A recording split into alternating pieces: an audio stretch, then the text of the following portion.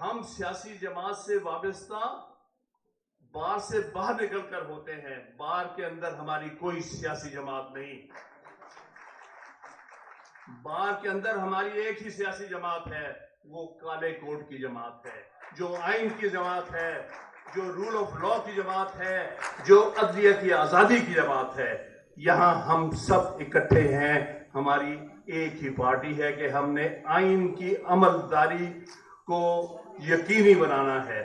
یہی یہاں پر ہم اکٹھے ہیں. اس لیے میں ہر دفعہ اپنے دوستوں کو کہتا ہوں کہ بھائی, بار کی سیاست کے اندر پولیٹیکل پارٹیز کی سیاست مت لے کے آئیں. پولیٹیکل پارٹی کی سیاست بار کے باہر ہے. کریں, ضرور کریں, یہ بھی ایک قومی ضرورت ہے, لیکن بار کے اندر وکلا کو پولیٹیکل پارٹیز کی بنیاد پر, پولیٹیکل سوچ کی بنیاد پر ڈیوائیڈ نہ کیا جائے. اس کے ساتھ ساتھ جس نے ہمیں ہمیشہ ڈسپوائنٹ کیا ہے, جس اسٹیبلشمنٹ کی ہم بات کر رہے ہیں, بدقسمتی سے اس اسٹیبلشمنٹ نے پچھلے 75 سال سے عدلیہ کو اپنے مقاصد کے لیے استعمال کیا ہے. یہ ہماری بڑی ہی افسوسناک تاریخ ہے. پچھلے 76 سال سے ہم یہ دیکھ رہے ہیں. چاہے آپ اس کو منیر تھاٹ کہیں یا انوار الحق کا تھاٹ کریں, یعنی یہ وہی ہے, وہی عدلیہ ہے جو استعمال ہوتی رہی ہے چھوٹے چھوٹے مفادات کی خاطر. میں یہ تو نہیں کہوں گا کہ اس وقت ہو رہی ہے, ہم اس سے بہتر توقع رکھتے ہیں, لیکن ابھی جو ہم دیکھ رہے ہیں عدلیہ میں بڑی واضح کمزوری دیکھ رہے ہیں.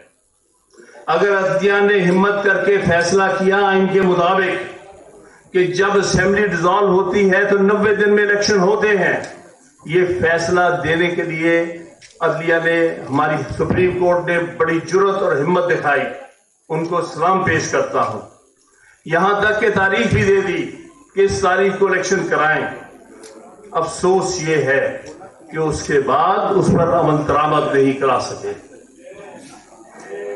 افسوس یہ ہے کہ جو چند لوگ باہر اکٹھے ہوئے تھے عدلیہ کو دھمکانے کے لیے, یہ چند جنرل جو آئے تھے چیف جسٹس کو کچھ کہنے کے لیے, اس کا اثرات ہمیں اچھے نظر نہیں آئے.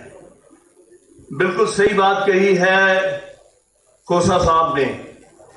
بھائی آپ ہمت کرتے, 14 مئی کا جو نے ڈیفائی کیا تھا, چاہے اس وقت کا پرائم منسٹر, لا منسٹر ہوتا, یا اس وقت کا چیف الیکشن کمشنر ہوتا, یا کوئی اور اسٹیٹ بینک کا گورنر ہوتا جس نے پیسے دینے سے انکار کیا تھا, ان سب کے خلاف کنٹیمپٹ کی کارروائی ہونی چاہیے.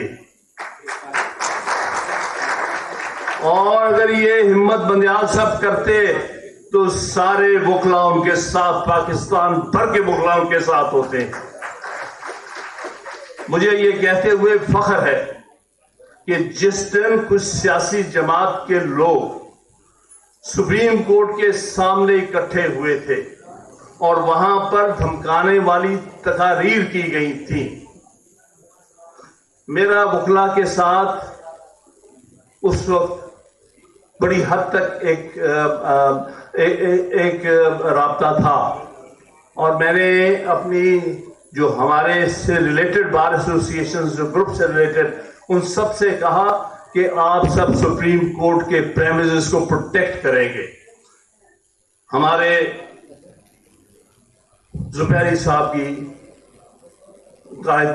کی قیادت میں, اور مجھے خوشی ہے کہ بڑی تعداد میں وکلا کالا کوٹ پہن کر اس دن سپریم کورٹ کے پریمیسز میں موجود تھے. اس میں ہمارے پنڈی اور اسلام آباد کے وکلا کا خاص بہت بڑا رول ہے. میں ہمیشہ دیکھا ہے کہ پنڈی اور اسلام آباد کے وکلا نے ایسے معاملات میں بڑھ چڑھ کے حصہ لیا اور ہمیشہ ہمارے معاملات کو آگے لے کے گئے ہیں. تو اگر ہمت کر جاتی جوڈیشری, ساتھ جو 9 مارچ 2007 کا واقعہ ہے, مجھے کچھ لوگوں نے کہا کہ بھائی اگر وہ کچھ کرتے تو اسٹیبلشمنٹ پتہ نہیں جوڈیشری کے ساتھ کیا کرتی. تو میں نے ان سے کہا تھا کہ اسٹیبلشمنٹ نے 9 مارچ 2007 کو اس وقت کے چیف جسٹس کو دھمکانے کی کوشش کی تھی. لیکن جب وہ کھڑا ہو گیا تو پاکستان بھر کے وکلا اس کے ساتھ کھڑے ہو گئے. آپ کے سامنے ہے. اس دھمکانے والے ڈکٹیٹر کو آخرکار مایوس ہو کر اپنے آفس سے الگ ہونا پڑا. تو میں آپ کو یقین دلاتا ہوں اگر جوڈیشری کوئی بھی دلیرانہ قدم کبھی بھی اٹھائے گی، وکلا سارے irrespective of political parties وکلا سارے اس کے ساتھ دست و بازو بن کے ساتھ کھڑے ہوں گے. جرأت تو کرے نا.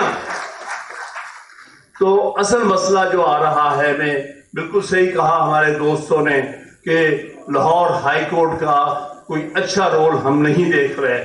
پنجاب میں بے شمار خواتین، سیاسی ورکر، سوسائٹی کے سول سوسائٹی کے ورکرز کو پچھلے کئی مہینوں سے اندر رکھا ہوا ہے.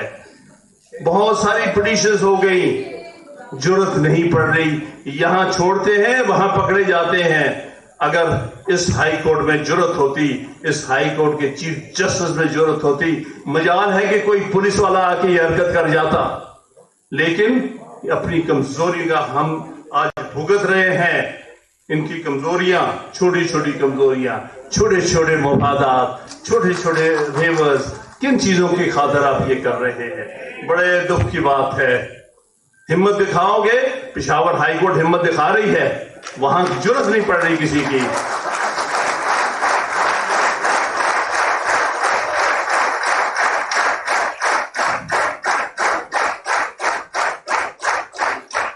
کئی لوگوں نے کہا مجھے کہ پنجاب میں جو پہلی دفعہ ظلم ہوا جو کہ ضیاء الحق کے جابرانہ دور میں نہیں ہوا، یعنی خواتین کو رات کے اندھیرے میں اٹھایا گیا، گیٹ توڑ کے اندر داخل ہوئے، دروازے توڑے گئے اور خواتین کی جو بے حرمتی کی گئی. یہ تو ضیاء الحق کے زمانے میں نہیں ہوا تھا. میں نے ایک بات کہی تھی، بھائی ہم سب کو اس کے بارے میں علم ہونا، پنجاب میں لوگوں کو پتہ چلنا چاہیے، کیونکہ یہ پہلی دفعہ اسٹیبلشمنٹ یہ کر رہی ہے کہ ہمارے بلوچ بھائیوں کے ساتھ کیا ہوتا ہے، سندھ میں کیا ہوتا رہا ہے اور خیبر پختونخوا میں کیا ہوتا رہا ہے. اچھی بات ہے کہ اب پنجاب بھی وہ بھگت رہا ہے.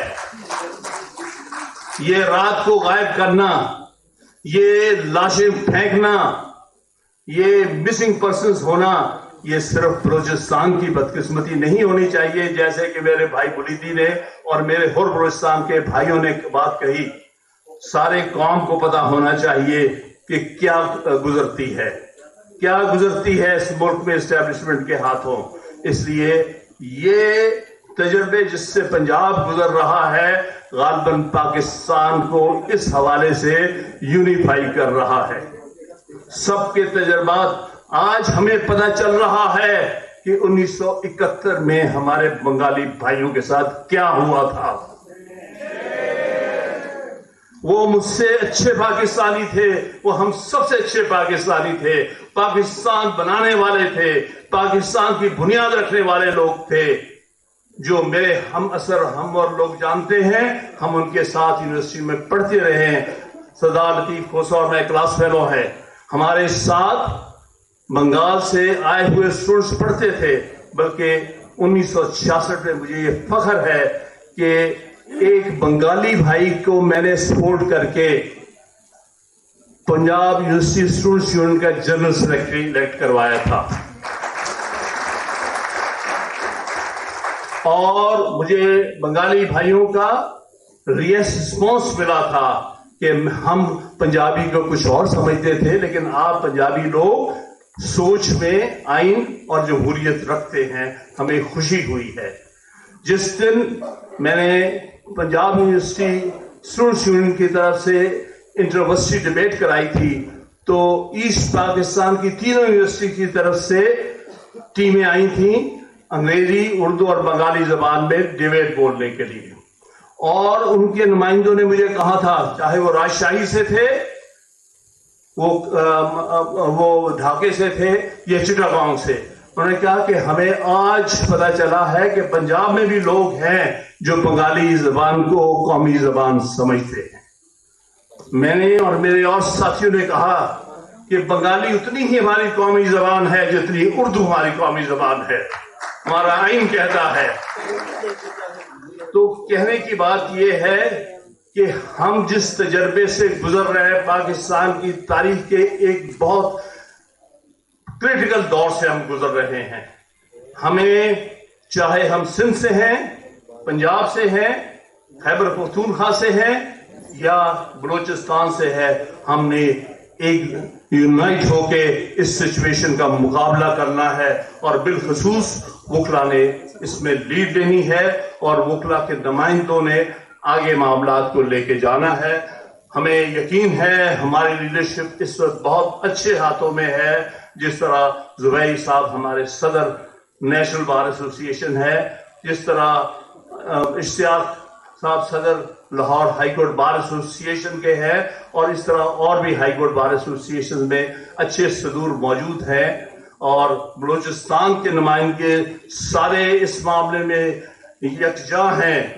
تو انشاءاللہ تعالی اگر ہم مزید اپنا نیریٹو آگے لے کے جائیں گے، کیونکہ ہمارا نیریٹو یہ ہے کہ ہم آئین سے باہر کسی کو نہیں ہونے دیں گے۔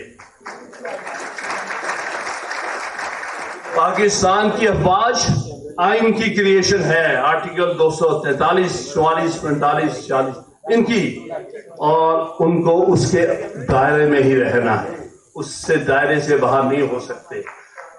میں یہ کہوں گا کہ پڑھو آئین کے تحت تمہارا اوتھ کیا ہے۔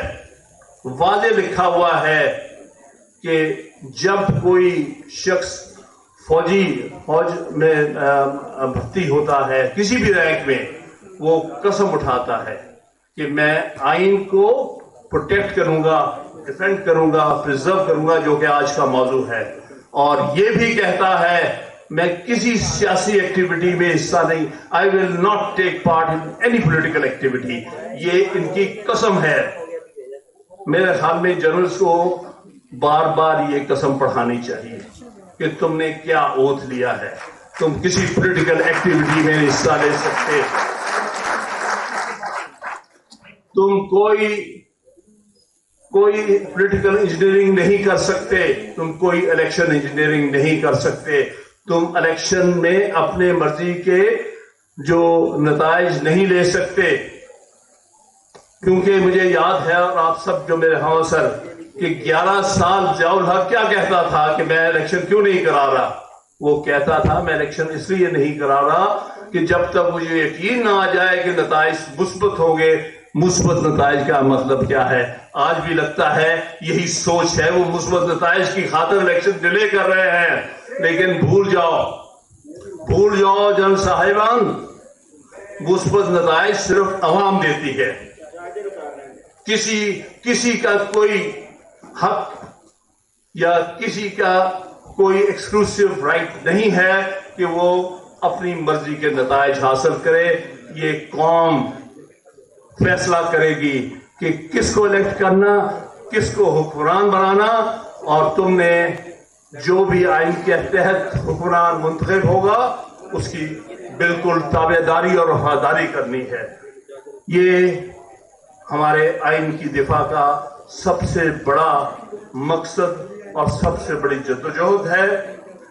باقی آخر کی جو بات میں کہتا چلوں کہ وے فارورڈ انشاءاللہ تعالی ہمیں اس معاملے میں ہماری رہنمائی کریں گے جناب زبیری صاحب، کہ اس کے بعد وے فارورڈ کیا ہوگا۔